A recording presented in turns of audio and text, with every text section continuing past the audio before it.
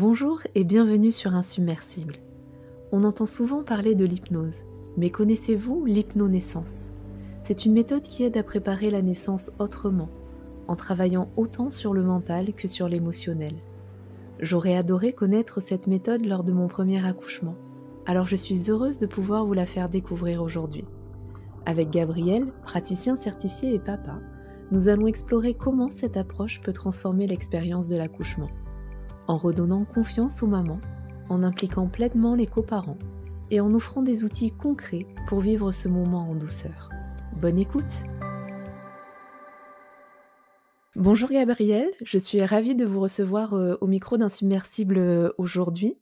Après avoir découvert comment l'hypnose peut accompagner les femmes et les couples dans leur maternité avec Camille Cabelis dans l'épisode 11, aujourd'hui ensemble on va plonger dans une approche qui est un peu cousine, mais qui est aussi bien différente, l'hypnonaissance.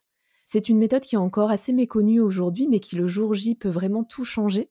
Et j'aimerais bien du coup mieux comprendre tout ça avec vous. Comment est-ce que ça fonctionne exactement? Comment est-ce que ça aide à préparer à l'accouchement? Est-ce que ça fonctionne aussi vraiment le jour J pour ceux qui ont peur d'accoucher comme ça a été mon cas? J'ai vraiment hâte d'explorer tout ça avec vous. Mais avant de rentrer dans le vif du sujet, est-ce que vous pouvez, s'il vous plaît, nous en dire un peu plus sur vous? Bonjour Alicia, ravi d'être ici avec vous. Je suis d'abord un papa de deux filles qui ont 6 et 10 ans et j'ai découvert la méthode hypnonaissance en 2014 quand j'ai appris que j'allais être papa en fait. C'était pas du tout un projet en fait d'être papa dans l'immédiat. On venait de se rencontrer avec ma compagne, ça faisait 1 an et demi. J'ai eu beaucoup d'émotions au moment de l'échographie. Et j'avais déjà eu des amis autour de moi, des connaissances qui étaient devenus récemment papa, et je m'étais déjà intéressé un peu à la naissance. J'avais pas eu que des bons échos. Alors de suite après cette échographie, on a été dans une librairie, puis on a été au rayon maternité, et j'ai trouvé en fait ce livre Hypnonaissance que j'ai bouquiné pendant la grossesse et qui m'a vraiment aidé à m'installer dans mon rôle de père avant la naissance en fait. Pour moi, c'était assez naturel. J'avais pas de point de comparaison, j'étais pas spécialiste et je me suis vraiment investi et c'est plus tard que j'ai compris que en fait on était peu d'hommes à s'investir de cette manière et aussi il y avait peu de mamans qui laissaient autant la place à l'homme de s'engager dans la maternité en fait. Est-ce que du coup, vous pouvez nous expliquer un peu plus ce qu'est l'hypnonaissance? Parce que je suis pas sûre que beaucoup de monde connaisse vraiment. L'hypnonaissance, on comprend de suite que ça inclut l'hypnose et la naissance. Et c'est une méthode américaine, pour le coup, parce qu'il y a des déclinaisons de cette méthode, mais je crois que c'est la plus ancienne. C'est la méthode Marie Mongan. Elle a été créée aux États-Unis en 1989 par une femme qui était passionnée, en fait, de l'accouchement physiologique, qui a lutté elle-même pour obtenir des naissances physiologiques aux États-Unis. Alors, à l'époque, les femmes étaient endormies et les bébés étaient plutôt souvent extraits avec des forceps. C'était un protocole médical. Et elle avait pas réussi pour ses 2 premiers enfants, je crois, à obtenir une naissance physiologique. Et elle a vraiment forcé son engagement auprès des médecins, un peu en les menaçant pour obtenir ce qu'elle voulait. Et elle y est arrivée, en fait, au final. Voilà. Je crois que c'est son troisième et quatrième enfant qu'elle a réussi à avoir de manière physiologique. Du coup, elle a eu à accompagner sa première fille, là, la première fois qu'elle est devenue grand-mère, avec l'hypnose, parce que elle s'était reconvertie d'une formation, d'un métier de professeur à l'hypnothérapie.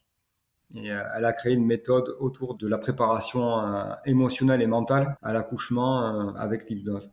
D'accord. Et du coup, qu'est-ce qui distingue en fait l'hypnonaissance du coup d'une séance d'hypnose plus classique ou thérapeutique? L'hypnonaissance, elle a une visée qui est très pédagogique en fait. Et elle est plus à rendre l'autonomie. Donc déjà, elle transmet des outils d'auto-hypnose et de relaxation. Elle va être dans ce côté pédagogique, expliquer comment fonctionne vraiment la physiologie de la naissance pour déjà, des fois, enlever les croyances et les expériences qui ont été intégrées chez la maman. La mère, elle peut avoir des témoignages de naissance et d'accouchement autour de son environnement familial et amical qui parlent d'accouchement douloureux, qui parlent d'accouchement avec des circonstances particulières. L'hypnonaissance, elle est vraiment là pour essayer de faire un reset sur ça en disant c'est l'histoire des autres, mais la naissance, c'est possible aussi de manière physiologique. Ça ne veut pas dire qu'on nie que ça puisse avoir des complications à un accouchement, c'est pas du tout le sujet.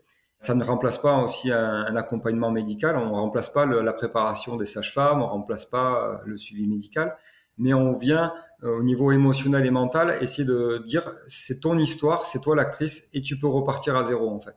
Sur ça, parce que même il y a les témoignages familiales et amicaux, mais il y a aussi le cinéma. Le cinéma, quand on voit un accouchement, si on est dans la série Urgence ou une série plus moderne, il faut que les acteurs principaux ils interviennent s'il y a un accouchement, donc il faut qu'il y ait quelque chose. On montrera jamais quasiment, mis à part dans un documentaire, dans un film, un accouchement physiologique qui se passe naturellement, en douceur, etc. Mmh. Exactement. Ce sera pas intéressant pour le cinéma en fait. Donc on baigne dans cette croyance aussi qui est inculquée depuis la religion catholique. Tu enfanteras dans la douleur et tu seras soumise à ton homme aussi. Donc c'est ça qu'il faut essayer de déconstruire pour se donner une chance de, au moins émotionnellement et mentalement d'accéder à voilà. Du coup, ça crée des craintes dont on n'a pas forcément conscience finalement quand on baigne dans cet environnement depuis, un peu toujours, j'ai envie de dire. Est-ce que, vraiment les personnes qui viennent vous voir, elles ont déjà conscience finalement d'avoir, cette peur de l'accouchement?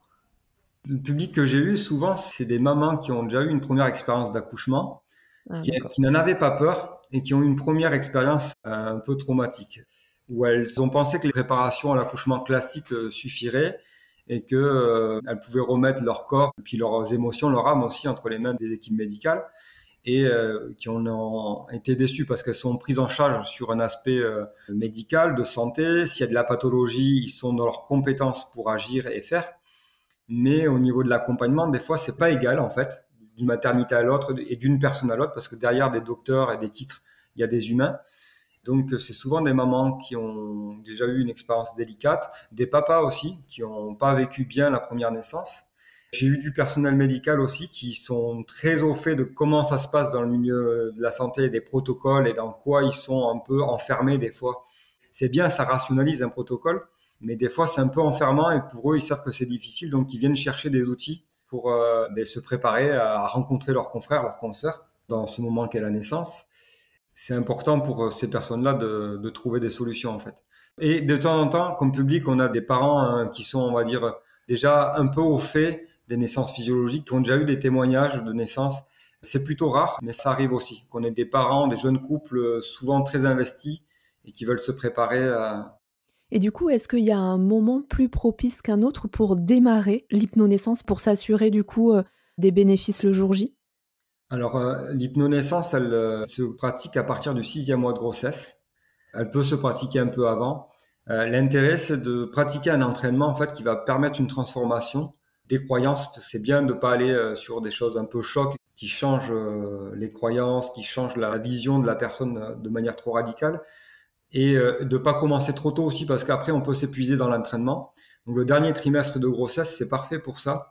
L'objectif, en fait, c'est d'avoir au premier module, déjà, on fait un premier entretien avant de commencer, voir si la méthode correspond aux attentes de la maman, au plan de naissance, si on peut travailler ensemble. Et à partir de là, on se rencontre une fois par semaine. Alors, c'est des modules qui doivent durer 2 heures et demie, mais souvent, nous, on prend plus de temps parce qu'on laisse la place à l'échange. Et ça permet aussi aux parents d'expérimenter les outils d'un rendez-vous à l'autre et de revenir avec des retours pour nous demander, nous poser des questions, affiner le sujet et s'entraîner aussi. Du coup, c'est vraiment, une méthode qui a un protocole, très bien défini, étape après étape. C'est bien ça? Oui, vraiment, c'est une méthode qui est protégée et on doit vraiment respecter le rythme. Alors, ça peut arriver exceptionnellement s'il y a des parents qui ont un contexte, des contingences particulières, de faire ça en un week-end un peu accéléré. Et après, on fait un suivi à la semaine, sur 5 semaines quand même, par des coups de téléphone. On essaye de... Mais ça m'est arrivé rarement. Et sinon, le protocole, il est vraiment comme ça. Donc, la structure, vraiment, c'est d'abord de déshypnotiser, en fait, d'enlever les fausses croyances, en fait et de réinstaller des attentes positives en fait. Donc on commence par ça et le premier module se finit par des vidéos de naissance qui peuvent créer des attentes positives. Les modules suivants commencent avec des vidéos qui sont des témoignages en fait de naissance, hein. Les couples ont bien voulu laisser des naissances être filmées pour les exposer aux autres parents en fait. Donc il y a des naissances partout sur le monde, quoi. 45 pays qui pratiquent l'hypnonaissance. Ah, c'est super intéressant. Et du coup, est-ce qu'il y a en plus des outils qui sont, donnés, aux mamans, aux parents? Comme outil, je pense, par exemple, à de la respiration, de la visualisation, de l'ancrage. Est-ce que ça fait partie, du coup, du protocole? Oui, alors les parents, ils ont déjà le manuel, le livre qu'ils peuvent trouver en rayon ou qu'on leur fournit. Ils ont aussi des scripts. Donc l'important, c'est de les faire participer et de s'autonomiser. Moi, en fait, la première fois où j'ai fait de l'hypnose, c'était à travers l'hypnonaissance en tant que papa, en fait. Et on montre que c'est accessible, en fait. L'auto-hypnose est accessible à tout le monde. On fait des démonstrations, oui, de visualisation, de respiration, etc. Et on fait participer les parents. On fait participer le père aussi parce que comme ça, il peut comprendre et se projeter dans ce que va vivre la maman et comment ça va lui être utile. De comprendre que ce que sa compagne fait, l'effet que ça lui fait sur lui, là, ben, il n'y a pas de douleur particulière, rien.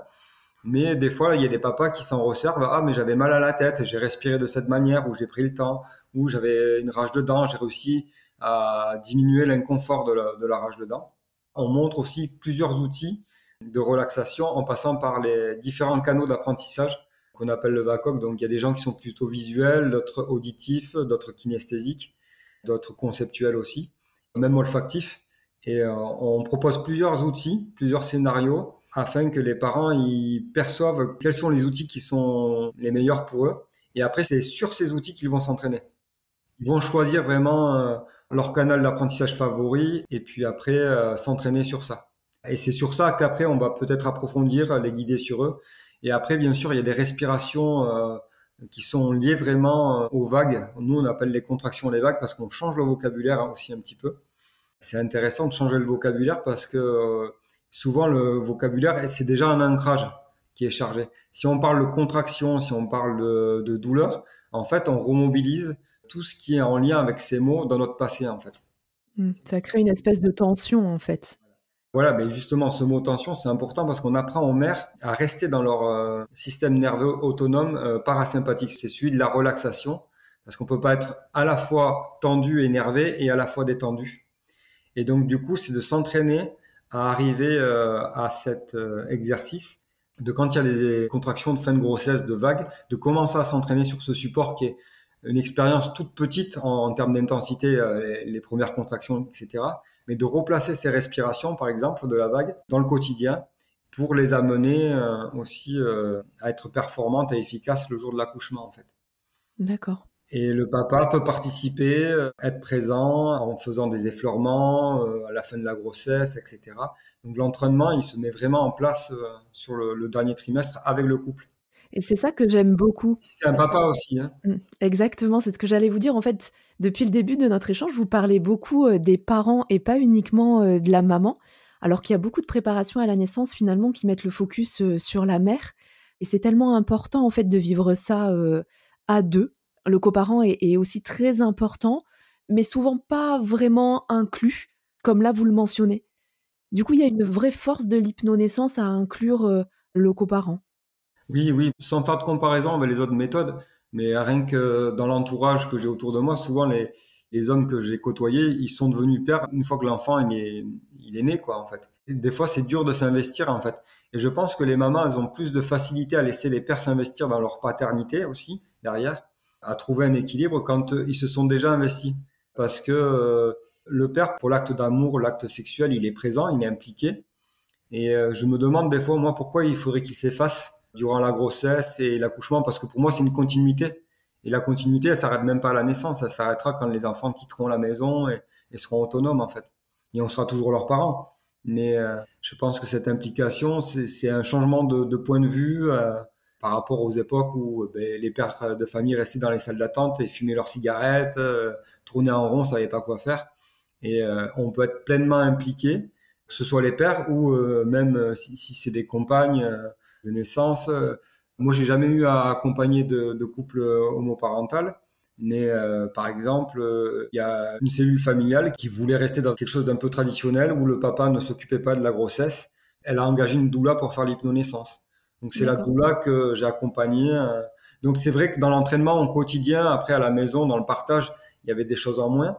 Mais ce qui était important, c'est qu'arrivé dans la maternité, cette maman qui avait toujours connu la péridurale pour les 4 premières naissances, pour son 5e enfant, elle a réussi à pas avoir la péridurale parce que la doula, bon, elle avait déjà ses compétences à elle, mais avec la méthode hypnonaissance, elle a bien compris qu'elle était là pour protéger l'environnement de cette maman. Donc c'était une maman qui était infirmière en plus, hein, donc avec beaucoup d'appréhension sur les complications. Et donc, du coup, elle a réussi à garder la bulle émotionnelle, en fait, parce que le papa ou l'accompagnant, en fait, au moment de la naissance, il sert à ça, il sert à faire le lien toujours avec le personnel médical. On essaie de faire en sorte que ce soit jamais le personnel médical qui parle directement à la maman. L'accompagnant dans l'hypnonaissance, il sert à filtrer un peu les infos. Est-ce que vous avez une info inquiétante qui va pouvoir déstabiliser la maman? Si elle est bien rentrée dans sa bulle de relaxation, etc. Si on lui dit, Madame, il va y avoir un souci. C'est d'ailleurs arrivé à un couple de parents. Il y a eu un accouchement dans la maternité en pleine nuit qui avait été très compliqué. Le personnel médical a été choqué, a eu peur de perdre la maman et le bébé. Et le lendemain, le couple que j'avais accompagné arrive. Et le papa s'est fait surprendre. L'obstétricien arrive comme ça. Il regarde les données médicales au niveau du cœur et du placement du bébé. Et il dit, si on reste les bras croisés comme ça, on court à la catastrophe. Donc il a mis un caractère d'urgence. La maman, elle a entendu ça, elle est sortie de sa bulle. Et en fait, le papa, il a reposé des questions derrière, mais il dit, mais qu'est-ce qui vous fait dire ça? Vous avez des raisons médicales? Et en fait, je pense que l'obstétricien, au-delà de ses compétences, en fait, il était dépassé émotionnellement, aussi c'est un humain, Mmh. en fait. Et simplement, le papa, il a réussi à aider la maman à se remettre dans sa relaxation, lui dire, non, écoute, j'ai demandé au médecin, il n'y a pas de signe particulier, en fait. Il s'est un peu emballé. Du coup, il n'y avait pas de caractère d'urgence parce que l'accouchement a duré 6 ou 7 heures de temps derrière. S'il y avait vraiment eu un caractère d'urgence, bien sûr qu'il aurait fallu agir. Des fois, c'est un environnement qui peut être stressant, je le comprends. Mais voilà à quoi sert moi, je trouve que c'est un bon exemple. Le papa, l'accompagnant peut servir aussi à dire. Et l'idéal, ça aurait été qu'il soit là à la porte en disant, mais qu'est-ce que vous voulez voir? Qu'est-ce que vous voulez dire? Pas pour empêcher l'acte médical, mais pour protéger, dire, bon, mais vous voulez dire ça à ma compagne? Allez lui dire avec délicatesse, ou si vous pouvez changer le mot contraction en vague, Mmh. ça pourrait l'aider. Ouais, parce que le poids des mots est tellement important, en fait. Ça a un impact, beaucoup plus fort que, ce qu'on peut parfois penser. Oui, oui, et ça a un impact très fort. D'ailleurs, je pense là à Michel Audin qui nous a quittés il y a quelques jours, un grand obstétricien français qui a travaillé sur la naissance physiologique, et je lui rends hommage. Lui, il dit qu'il ne faut pas parler aux femmes dans l'idéal. Donc nous, on ne pousse pas les parents à être proactifs, à dire aux femmes, à lire des scripts. Si la maman elle est dans sa bulle, en fait, c'est très bien. Par contre, on essaye d'installer des mots, au contraire, qui vont pas réactiver le néocortex et le mental. On va essayer d'ancrer des mots. Le mot douleur, il va réactiver le néocortex. Il va falloir solutionner un problème, une peur de suite. Et nous, on essaie de trouver d'autres mots et ancrer ces mots pour que si jamais la maman elle sorte de sa bulle, on puisse l'aider à retrouver ce confort. Et généralement, il faut quand même 20 minutes pour regagner son calme. Une fois que le cortisol a été libéré dans le sang, voilà. Et si on s'entraîne, on peut réussir à y revenir plus rapidement, en fait. C'est hyper intéressant et c'est hyper puissant et j'imagine aussi, en fait, les coparents qui peuvent être équipés avec ça, le pouvoir de maîtrise, à la fois la maîtrise d'eux-mêmes que ça peut leur donner et du coup, le fait de pouvoir aussi réinstaller cette bulle, comme vous le mentionnez, pour la maman qui va accoucher, je trouve ça hyper fort. Ça gagnerait à être beaucoup plus connu et développé, du coup, comme méthode. Oui, oui, moi je pense que l'expérience que j'en ai eue, nous on a eu une naissance en maternité, une naissance à domicile. C'était le choix de ma compagne. Je sentais que j'avais rien à dire sur ça, donc je l'ai accompagnée dans ce choix. C'était suite à une fermeture de maternité de proximité. Et on se retrouvait assez éloignés. Elle n'avait pas envie de faire la route. Elle se sentait, d'après sa première expérience, tout à fait capable de donner naissance à la maison. Alors c'est pas toujours évident hein, pour un coparent d'assister à la naissance parce que même si l'hypnonaissance diminue fortement la douleur ou des fois même dans certains cas l'annule complètement, hein, l'hypnoanalgésique existe pour les opérations médicales et ça peut fonctionner pour l'accouchement, hein. Ça peut aller jusqu'à là. C'est pas égal pour toutes les femmes, mais ça peut aller jusqu'à là. D'ailleurs, j'ai une maman qui m'a dit qu'elle elle avait rien senti. C'est arrivé pour moi dans mes accompagnements. Ça fait rêver ça. C'est bien pour elle et ça fait plaisir parce que la première expérience avait été délicate avec une péridurale qui avait été efficace d'un côté du corps mais pas de l'autre et du coup ça entraîne une confusion entre souffrance et analgésie en fait. Est-ce que ça fonctionne aussi dans le cadre d'un accouchement médicalisé ou par césarienne? Moi je pense que c'est toujours bon de faire l'hypnonaissance parce que on parle aussi un peu des circonstances particulières et nous ce qu'on essaye de transmettre, je dis nous parce que ma compagne travaille aussi avec moi, on accompagne les couples en couple. On essaie de leur expliquer que là, ils se préparent sur un aspect qui est souvent pas préparé, c'est le mental et l'émotionnel. On connaît leur visée, souvent c'est demandé pour un accouchement physiologique. Et que par contre, s'il y a une circonstance particulière qui arrive et qui a besoin d'intervention, ils vont être aussi capables et armés pour l'accueillir en fait. Je dirais même armés plutôt équipés, j'aime pas trop ce mot d'armés. Mais émotionnellement, ils vont savoir qu'ils se sont préparés. On va parler aussi de s'il y a une césarienne, que derrière le pot à pot est important, que le papa va pouvoir faire ça. et que ça va permettre le lien d'attachement aussi avec le bébé. On anticipe un peu ces questions parce que des fois, quand on découvre ça un peu après, que le bébé il a besoin d'attachement, de peau à peau dans les premières minutes de vie, etc., on a l'impression de se sentir coupable d'avoir fait une faute. Alors que là, il y a des choses qui vont déjà pouvoir se mettre en place si, par exemple, il y a une césarienne d'urgence. S'il y a une césarienne qui doit être programmée après le parcours hypnonaissance, les parents vont être un peu plus équipés émotionnellement à l'accepter. Et par exemple, moi j'ai accompagné une maman qui avait fait un premier accouchement par césarienne et qui a demandé un accouchement par voie basse après une première césarienne. Avec l'équipe médicale, on a pu accompagner la maman à être un peu avec de la péridurale, qu'elle se dosait elle-même en fait, et garder aussi les sensations. On avait fait en sorte qu'elle puisse garder les sensations parce que vraiment pour la maman, ce qui l'aide à défocaliser de la douleur, c'est d'être focalisé sur la descente du bébé. On explique aux parents qu'à chaque vague, en fait, le utérus a un mouvement qui pousse le bébé vers la sortie, naturellement, et qu'en fait, au lieu de lutter contre, en fait, on essaie de les accompagner à intégrer que c'est accompagner la vague, et qu'on accompagne le bébé vers la sortie. Donc la douleur, elle se situe pas forcément dans le corps, elle se situe dans la tête aussi. Et ça veut pas dire que le corps n'envoie pas des sensations, mais on peut faire en sorte que les sensations elles soient diminuées parce que ce qui est à la conscience, à la présence de l'esprit, c'est la descente du bébé et pas le mot douleur parce que ça remobilise aussi dans le passé de la personne. D'accord. Et est-ce qu'il y a des situations où l'hypnonaissance n'est pas recommandée?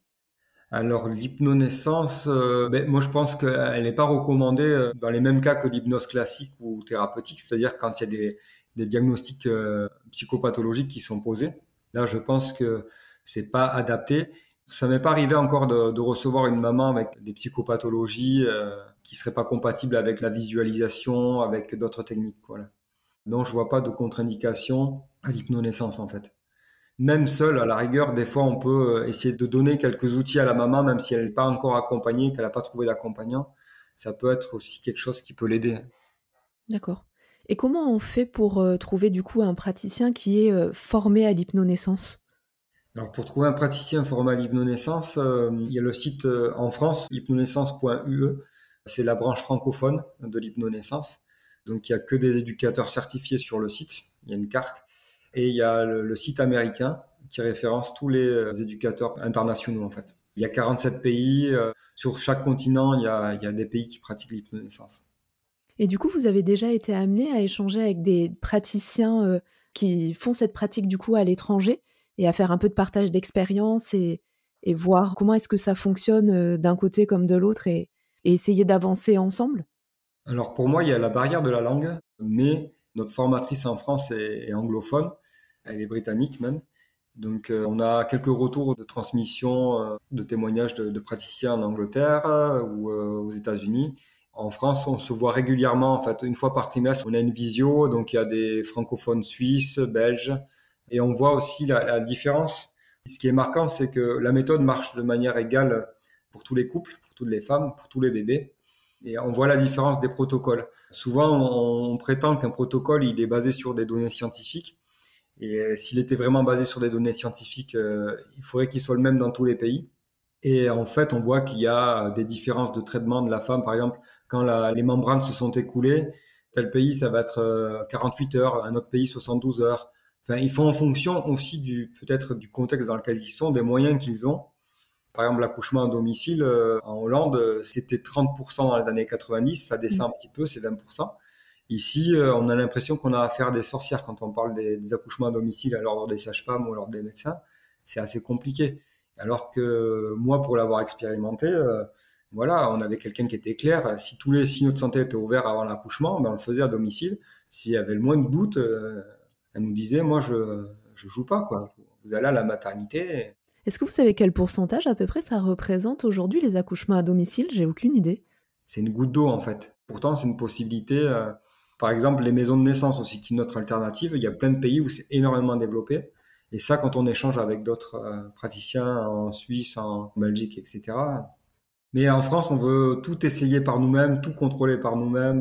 Voilà. C'est culturel ça. Oui, et puis même pour maintenir des maternités ouvertes, si on a un obstétricien qui arrive d'un autre pays avec un autre diplôme, eh bien, il est refusé parce que c'est pas le standard français. Voilà. Alors, à tort ou à raison, je sais pas, mais J'aurais encore plein de questions à vous poser, Gabrielle, c'est hyper intéressant. Je vais peut-être, terminer avec une dernière. Quel conseil est-ce que vous donneriez à une maman ou bien à des parents qui là, hésitent à se lancer dans l'hypnonaissance? Je vais dire ce que j'aime en fait dans l'hypnonaissance, c'est que ça m'a permis d'avoir des émotions mais fabuleuses au moment de la naissance de ma fille, en fait. C'était bouleversant parce que j'ai vu une naissance très douce. Ma compagne ne faisait plus un bruit là sur la première naissance, c'était vraiment une douceur incroyable. C'était la première fois que j'étais papa. J'ai presque pu aider ma fille à arriver dans la baignoire etc. C'était un travail d'équipe en fait. J'étais encore dans l'acte de création avec ma compagne. Quand c'est réussi à cette hauteur-là, en fait, chaque anniversaire de notre enfant, c'est des beaux souvenirs en fait. Il n'y a aucune ombre au tableau en fait. L'anniversaire de nos filles, à chaque fois, ce sont des souvenirs vraiment hyper précieux et on peut se remémorer, on peut revenir dans ce moment-là et c'est ça qui est précieux pour moi en fait. Et je pense que investir dans un accompagnement comme ça, c'est un peu le premier anniversaire de notre enfant, on va dire, c'est sa naissance et j'ai pas hésité à dépenser l'argent que ça demandait, l'investissement aussi, le temps que ça nous a pris. C'était confortable et agréable de s'entraîner, de faire équipe aussi. Ça, c'était un cadeau pour nous, c'est un cadeau pour le couple en fait.